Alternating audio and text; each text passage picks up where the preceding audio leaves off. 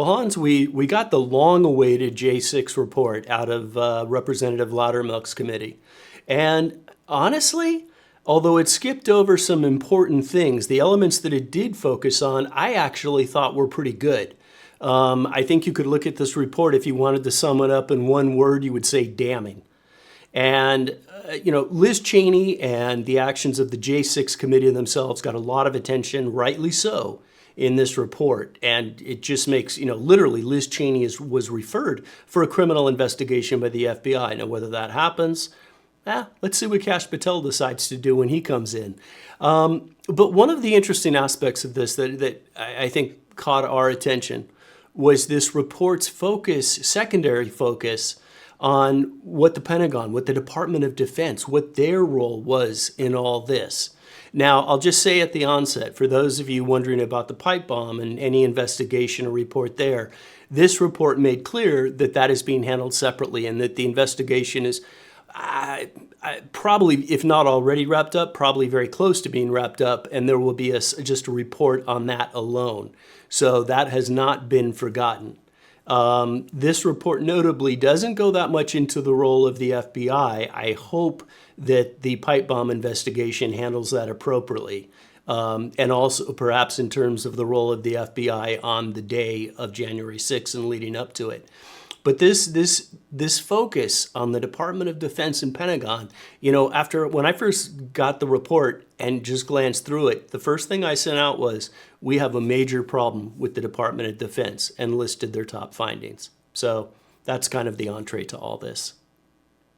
Yeah, no, it was one of those reports that was actually really good. Let's face it. I mean, every time there's one of these reports coming out of Congress, like the one the other week about COVID, right? It's like, well, we kind of all knew that already, and there's really not much new here. And okay, maybe a bit of red meat here and there, but even if that happens, it's usually just to sidetrack you and so on. And on the whole, these reports are usually disappointing, and this one was not. This one was very, very good. I completely agree. Yeah, why don't we do the Defense Department kind of second as a second part, and we can start off here with the core of the report. Which is basically that everything that was alleged by this January 6th committee was false. Yep. All these narratives that we heard in the media over months and years even, about Trump tried to grab the steering wheel of the limo to take him to Congress. And, all these stories were all completely false about hanging Mike Pence. And, there's actually a whole list. We can put it up here. In the report that it goes through in detail of findings, and there's 8 findings in total. Before we kind of get into the details of those findings, and then, as I said, as a second part, we can move on to the role of the Pentagon. I think it's important just to zoom out and kind of think for a moment how we got here. Initially, the plan was to impeach Trump, and they did impeach Trump for January 6th, very controversially after he was no longer president. I mean, that in and of itself is one of those very, is kind of a totally unresolved legal quandary issue that I certainly have my problems with, especially the fact that we never really got a final answer on that issue, on that part of it. But that was the plan. Get him impeached and obviously convicted as well. And then you don't need a January 6th committee. You don't need anything, because then it's done. So we're back in February of 2021. Joe Biden has just taken over the presidency, and they want to get Trump impeached and convicted so that he can never, ever run for president again. And if that had happened, obviously the past few weeks wouldn't have happened, and Trump wouldn't be president here in a few weeks' time and so on. None of that would have happened. It would have just all been over. And I'm pretty sure, they would have rubbed it in, but then they would have just kind of walked away and, well, he's done. He cannot run again. And they didn't achieve that. As a side note, I'm sure you heard this as well on the grapevine so many times. And I just want to revisit that for a moment, because it makes a lot of sense, but it also tells me that Trump is a lot wiser than he's given credit for. Did you hear this back in the day and kind of since, and from various sources, that Trump was threatened by Republicans in the Senate that if he pardoned certain people, say Julian Assange, if he did certain things, they would vote to convict. That pressure was brought to bear. Now, that's always bad when pressure is brought to bear, and especially when you cave to the pressure. So we don't know whether that's true. We don't know whether it happened and whatever. But let's just assume something like that happened. Some pressure was brought to bear. Would have been By easy McConnell. for Trump. Right, exactly. Would have been easy for Trump to say, well, to hell with it. I don't care. I'm going to pardon whoever I want, and I'll do whatever I want. But then there would have been no November 5th, 2024. There would have been no Trump 47. None of that would have happened. It would have just been over. And many lesser people might have said, well, to hell with it. I don't care. I've got enough money. I'm just going to ride off into the sunset here and be done with it all. But Trump is a kind of a larger than life person. So again, we don't know exactly what deals were made or whether deals were made back in terms of the impeachment, the second impeachment, the January 6th impeachment. But overall, whatever was done, Trump played it exactly right, because the way he played it was the only way that he could play it, that he could be president again, which is what he's now achieved, which is, we already talked about this on previous shows, is kind of a larger than life, incredible achievement. So I think that's the starting point. So they didn't get to convict him, so he could run again. So then they tried Plan B, and Plan B is exactly what this report is about. And, we can now delve into some of the details. Well, I think with this report, first of all, you're right. And as you said, we've talked about this a lot, but it's worthwhile. You can't overemphasize that how much more effective we have a chance for everything to be in this new era, this new time frame, than if Trump had just gotten a second term.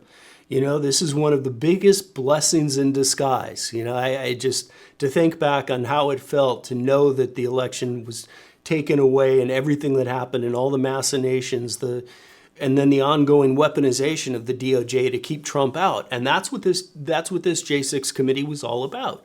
They thought they were going to be sort of the final nail in the coffin, that J6 was a gift to Democrats and that they were going to be able to leverage that. And frankly, I thought they were going to be able to do that early on. I remember, I think you and I talked about that and said, this is just a disaster for the GOP, just visually in terms of what happened, that this is going to be used and abused as it was. But of course, it didn't work out that way. And we saw everything that was brought to bear against Trump fall by the wayside. The DOJ's weaponization, the lawfare. The committee slowly, just like the lawfare, suddenly began to fall apart after looking very strong, even though everybody knew that it was fictitious. And obviously, it seems like Dems threw everything into the J6 basket. I'm talking about the people on the committee. And the fact that they allowed Liz Cheney to control, one thing that comes through in this report very clear, that if you had any doubts that Liz Cheney wasn't directing everything that was going on in the J6 committee, that's made very clear in this report, that she made it her committee and took it over.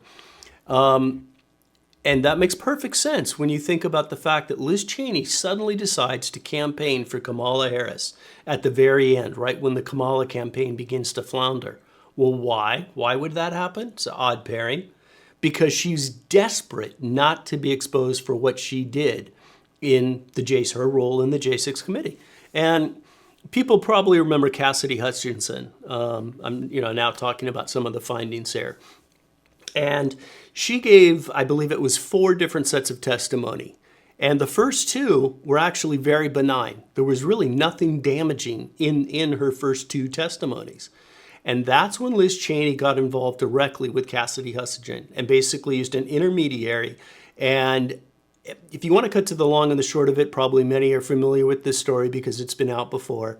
Basically to juice up her testimony, effectively fabricate it, go behind her lawyer, ultimately fire her lawyer, and then try to disbar her former lawyer. It's a whole side story. To effectively come up with these outlandish stories, which led us to the President Trump grabbed the Secret Service agent and tried to take control of the beast, the limo, the presidential limo. The kind of stories that everybody who had a rational mind, by which I mean everybody pretty much on the right, looked at that story and thought that was absolutely insane. But the left absolutely just lapped it up and fed on it. Everything that came out of her second 2 testimonies was a lie. Everything. Demonstrably so. Loudermilk walks through every one of her major claims, and they are all disputed, all wrong, all disprovable. He does so. But again, importantly in this is that he proves Liz Cheney's connection and sort of being the puppet master. And, that's why Liz Cheney got involved with the, excuse me, with the Kamala campaign at the end as a desperate attempt to try to rescue something. We keep saying it. We said it with the 2016. Now we're saying it with the 2024 election. They were sure he was going to lose. Yeah, no, absolutely. Let me pick this up where you kind of started it off from, which was January 6th. And I remember us talking about this when it was happening, and Yeah.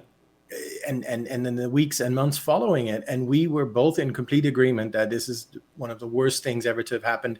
Not the actual event. I mean, the actual Not the event, right, but total optically. nothing burger. A whole bunch of pearl clutching over the whole thing. But what happened in terms of the narrative, how Democrats were able to absolutely weaponize the narrative against Trump. And I remember there must have been some show where we chatted and I said something like, well, if it hadn't been for January 6th, he would just walk right back into the White House, no problem, because all that people would remember is the good stuff. I'm not so sure about that anymore. I think in the sort of Trumpian way, where even the bad stuff turns out to be good in the end, because it exposes the enemies. Just like as you said, the fact that Trump didn't win in 2020, or that it was stolen, or whatever you want to call it, turned out to be a good thing, because the enemies exposed themselves so badly that now it's much easier to go after them, and they exposed the rut so much more than we already knew.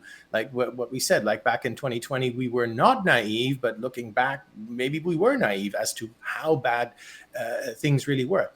So I can think it's almost the same for January 6th. Now, if it hadn't happened, my initial theory was Trump would have had an easier time getting back into the White House, but I'm actually not so sure. I think the fact that it happened, and that there were so many lies about it, and that Democrats weaponized it and basically lied about everything, almost helped Trump in some way. So it's like, as I said, he's a larger than life guy. Where You're actually touching on an interesting point that I've been thinking about for a little bit. And the fact that effectively Democrats, by going all the way on this stuff, ended up kind of hanging themselves. And I've been wondering, I sometimes think that one of Trump's biggest strengths is his willingness to say outlandish truths. You and I have talked before, like, imagine if we tried to explain Russiagate to somebody who'd never heard about Russiagate, or even just somebody on the left, that you would sound like a lunatic to them, trying to explain that the FBI did this and did that. I'm talking step back a year or two, well, probably even now. Trump is willing to say those things and be perceived as completely wrong by pretty much everybody for an extended period of time. But the problem is he keeps getting ultimately proven right. And he's got the willingness to get that out there, so all the attacks and everything mount, and he ends up being proven right. And he's willing to wait. There's a patience there that seems to have really borne fruit for him, because, again, the Democrats went all in on the J6 narrative and effectively, ultimately, kind of hung themselves. I don't know about you, but I personally wonder about the future of the Democrat Party. I think they're in certainly whatever emerges is not going to be what it was. It's going to be a different thing. And a large part because Trump is willing to say those things and look wrong for a very long period of time. Yeah, no, they're struggling, and they have some decisions to make in the next few months here. And if they double down on where they've been going with all the woke stuff and the DEI and just the crazy spending and all that kind of stuff, I agree. It's going to get worse for them. So it's really in their hands as to what's going to happen. I mean, given that it's a two-party system, by the way it's designed, helps them tremendously, because it will always, they won't just fade away into sort of obscurity because it's a two-party system. And the fact that the Constitution is designed that way. But they may be sitting out for a long time if they make the wrong choices. And they certainly made the wrong choice on the January 6th, because I think the problem with all of these hoaxes is that at their core, and why Trump always emerges victorious despite things looking, it's like a movie where you think, how's he ever going to get out of this quandary, you know? And then he does. It But really it's real is. life. And the core of it is that all the things that are thrown at him are all based on lies. There's never any truth to it. There's no substance. There's nothing at its core that's actually true. Everyone with a functioning brain knew on January 6th that, yes, this is not good, number one, but number two, no, it's not an insurrection. It's not the worst thing ever. And in fact, a lot of these capitals have protesters and things like that. It's not like armed bandits moved through and shot everyone over. It wasn't like that. It was more like the grandma with the selfie and so on. Yeah, there were some bad guys who smashed windows and so on, but on the whole, there was just tremendous pearl clutching. And I think most people somewhere understood that, especially after a bit of time had passed, that Yeah. no, this is, democracy did not end. All of this is not true. But as you say, Democrats doubled down. And let's just quickly go through the list, because I think it's so important to show that it wasn't just that this new report kind of disproves a few things or whatever. It disproves everything, literally everything. So let's just read them out here, the findings, right? So first of all, President Trump did not attack his Secret Service detail. There wasn't any grabbing of the steering wheel. There was nothing like that. Second, there was no plan whatsoever, not off the record, not in any way, for Trump to go to the Capitol. Again, that was a big lie. Third, Trump had nothing to do with rioters wanting to hang Mike Pence and all that kind of stuff, all made up. Third, Cassidy Hutchinson, the lady you mentioned. By the way, isn't it sickening how they pick? This is like a 20-something White House 24 intern. years old. Well, I don't know, intern, 24. but yeah. Trump did not have any intelligence about violence on that day. Hutchinson also lied about the classification status of documents that she had, and that was an attack against Mark Meadows, who actually happened to be her boss, the chief of staff. Here, the seventh one I find particularly disturbing, and this might have consequences. I hope it does. Both Liz Cheney and Cassidy Hutchinson attempted to disbar a guy called Stephen Passantino. That was Hutchinson's lawyer. So they tried to not only kind of get this guy out of the picture, they went after him. They tried to get him disbarred. I mean, this is really serious stuff, and this guy has a really good case. Although I think this shouldn't be pursued by him. I think this should be pursued, as you say, by the new FBI. And then lastly, Cassidy Hutchinson misrepresented President Trump's actions at the Lafayette Square Park the summer before, the George Floyd summer. So everything this lady said was a lie. But I think the point, as you say, is that this is a 24-year-old, like, doesn't know anything about life, doesn't know anything about anything, just got instrumentalized by the committee, and particularly by Liz Cheney, who happens to, or looks like she took her under her umbrella, like, yeah, come Cassidy, I'll lead you through this. And what Liz Cheney did to this lady and to Trump and to the country is absolutely sickening. That's why out of all of this, even though I know Nancy Pelosi was involved with the committee and all the usual suspects, the Adam Schiffs and all these people we can't stand, Liz Cheney is the worst, because she, well, first of all, she was supposedly from the other side, but second of all, she knows what she did was that bad, because, as you said, she then tried to attach herself to Kamala, hoping that somehow Kamala would win and all these problems would go away for her. Yeah. And that didn't happen for her, luckily. One other thing I want to touch on real quick before we jump to maybe one of the more important elements of this is the missing data. Loudermilk made very clear that his committee was blocked at every single turn by not only the J6 committee, but kind of the larger establishment. But he also highlighted some of the things that they did. Files that they were sent, where the committee claimed, J6 committee claimed, well, we gave you all these files. Well, what they didn't say is that those files were all password locked and heavily encrypted, and they were never able to get into those. There was more than 1 terabyte of missing digital data that the committee just deleted and said, oh, we failed to, those were the original videos. In other words, what happened was there was a terabyte of digital interview data that was then hand-picked, cut and selected where you saw the clips, but either data that didn't fit their narrative or countered, more importantly, directly countered their narrative, and there was a number of testimonies that did so, they just deleted them. Missing video recordings of witnesses, et cetera, et cetera. So there was multiple problems there. So it wasn't just, the J6 committee being led by Lid Cheney. I mean, in terms of turning over and obfuscating and fighting the investigation along every step of the way. If you get a chance, you get the report and read. Loudermilk has a letter right at the beginning of this report, and we link to it in our article, by the way. So if you exposing the January 6th committee up on our site, truthovernews.org.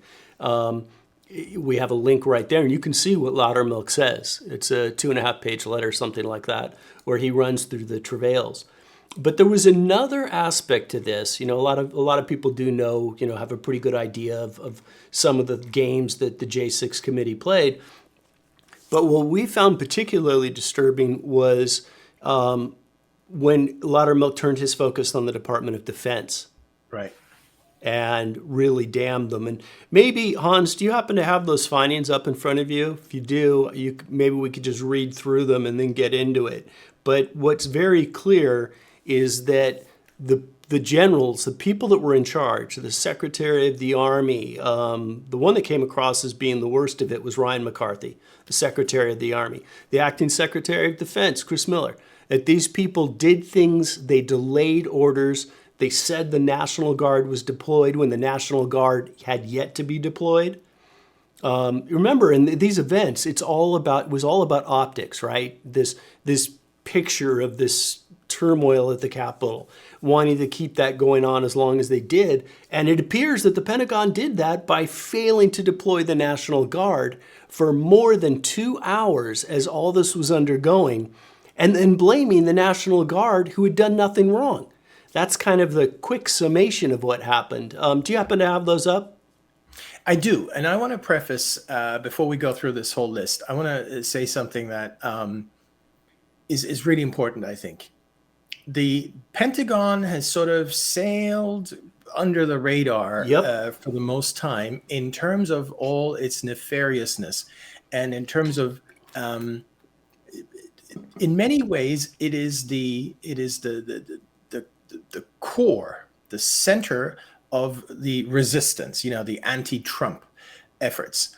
Now, we talk a lot about Department of State for good reason, Department of Justice for very good reason, but we have talked about Pentagon here and there. I mean, for instance, with COVID, a huge player in the cover-up.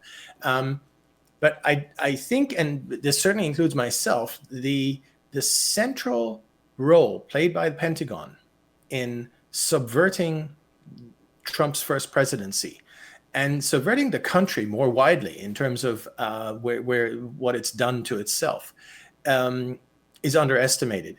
But this one is a good example of exactly that. Now, we should probably do another show sometime about kind of more overarching about all the bad things the Pentagon has done. Obviously, it all starts with Obama. We kind of knew that. He's the one who started with DEI. He's the one who started with the transgender. He started with all these other things in the Pentagon. We can go through the whole list of it, but it's much worse than that. It's not just some label that you attach to this or that. They undermine the entire institution. And it carried on through Trump. And this is very, very important. And this gets to the list that we're going to read out here in a moment.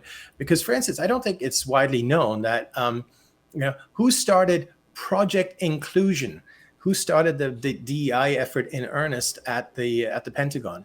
Right. It was Mark Esper. This was Trump's second Secretary of Defense. So there was a lot of shenanigans going on while Trump was there. Okay. And for those, just real quick, for those who we're not going to go into it here, but Esper had a very big role in the cover-up of COVID.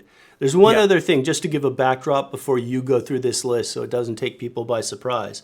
Another element of this was the fact that this highlights a problem that is probably prevalent in every federal agency, and that is the role of the Inspector General. The Department of Defense Inspector General was entirely complicit in running cover for everything that the DoD did that day. And when you go through these findings, that'll be a little more clear, but I just wanted to preface so that people weren't surprised by that sudden shift. Yeah, no, I think that's exactly right. So Here we go. Finding number one is that Christopher Miller, who was acting Secretary of Defense, dismissed President Trump's order to use military assets if necessary to secure the January 6th events and demonstrations. I hope on this one, I really hope we find out a lot more with this new incoming administration. Because how often have we heard that Trump gave the order to deploy and to secure and so on? And then it was always like poo-pooed by the media. And we never really kind of got to the juicy parts of it. And I think this finding, the first finding, just goes right to the heart of that it was stopped. Yep. I also think we're going to find out. Secretary of Defense himself, right? Yeah, I think we're also going to find out, though, that when we get into this, and it's not touched in the report, but I'm talking about when further work and exploration is done, I think we're going to find out that Pelosi ties into this number one bullet point, and that she may have played a very big role in terms of what Chris Miller actually did. So that's my hunch. Yeah, no, exactly. Looking forward to that because that's one of these unresolved issues that we've heard said over and over and over, but we never really got to the core of it, the juice of it. So the second point here that is also just hugely damning, and it's got to do with the guy you mentioned earlier, Ryan McCarthy, who was the Secretary of the Army. He delayed the National Guard response to the events of January 6th. So eventually this guy, Christopher Miller, the Secretary of Defense, he said at 3:04 p.m. on that afternoon, That's right. after things had really gotten completely out of hand, he gave the approval for deployment. But then this guy McCarthy delayed that. The third finding is that McCarthy deliberately deceived congressional leaders by saying that the National Guard was moving to the Capitol, but knowing that these orders had not been issued. So he misled them on purpose. The fourth point is that the Inspector General, whom you already mentioned, published a flawed report that contains fabricated information, ignores crucial information, fails to interview key people, and that he appears, even though he's supposed to be this independent guy overlooking the Pentagon, he seems to have colluded with them. And by the way, all of these findings, this is not us, this is not our surmise or our conclusions, this is straight out of the report. The fifth finding is that the Department of Defense and the Inspector General knowingly and inaccurately placed blame on the National Guard leadership for their own failures, although I think failure is the wrong word here because it was done on purpose, right? It wasn't really, from their perspective, it wasn't a failure, right? Exactly. And the last finding is that the Inspector General was not responsive to the subcommittee's request, that means Loudermilk's request, and obstructed the subcommittee's work. And again, the subcommittee has evidence of this collusion between the Inspector General and the Pentagon, which isn't supposed to happen because one is supposed to be the watchman who watches over the other. This, you mentioned, for me, when I was reading through this, because again, I'm not trying to in any way absolve Chris Miller. I'm not. My gut is that we're going to find that there's a role of Pelosi that's involved in this that maybe almost supersedes his. But McCarthy really was the one that got my attention. And the fact that his refusal and failure to communicate this order, because Chris Miller did ultimately give the order, as you said, at 3:04 to do it, to deploy the National Guard, and he didn't do it. And having been given this approval, he failed to communicate the approval to the National Guard. But moreover, he turns around and has a conversation with congressional leaders, and not just anybody. He was talking, I'm reading here, he assured Nancy Pelosi, Speaker Nancy Pelosi, Senate Majority Leader Chuck Schumer, and House Majority Leader Steny Hoyer that the D.C. National Guard was already deployed and en route. And from Loudermilk's report, Secretary McCarthy gave the impression to congressional leaders that military forces were physically on their way. In actuality, the D.C. National Guard were positioned at the D.C. Armory waiting for authorization from Secretary McCarthy to deploy the U.S. Capitol. And now he's gone, and this is at 3:18 when he has this call with these congressional leaders. He's told them that the National Guard is on the way. And that's transmitted to everybody in Congress. Congressional members are now making decisions based on their understanding that the D.C. National Guard has already, not only has been deployed, but is on their way, will be there imminently. Now, as it turns out, The order was not given to the DC National Guard more than 2 hours later at 5:08 p.m. And according to Loudermilk, the approval was committed by Army Chief of Staff James McConville in passing only because he happened to notice that the order had never been given. So in other words, it could have gone, the deployment could have gone on, or the lack of deployment could have gone on even longer than the 2 hours that it did. It was almost by chance that the order was actually given when it was given 2 hours late.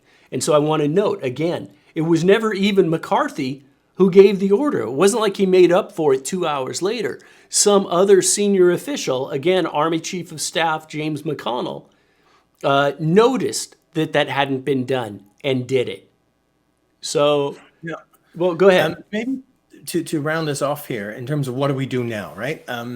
We have a once in a lifetime opportunity for redemption and for finding out what truly happened. And I can't wait. But how do you go about that? There's so much information. There's so much stuff here.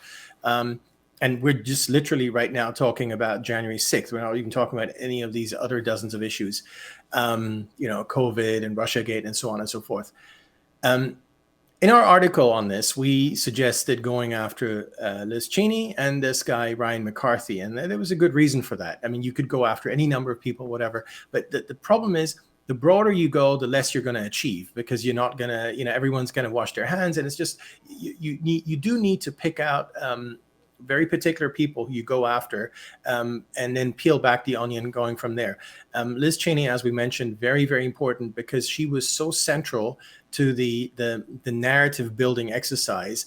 And according to this report, there were instances there where she appears to have breached the law. So this is very important in terms of pursuing someone. What she did with Cassidy Hutchinson, what she did with Cassidy Hutchinson's lawyer, what we talked about. So that's the reason why we mentioned her. And with Ryan McCarthy, I mean, as you say, there's Christopher Miller, there's the guy McConville, there's a whole bunch of people you could go after in terms of the what was the Pentagon's role.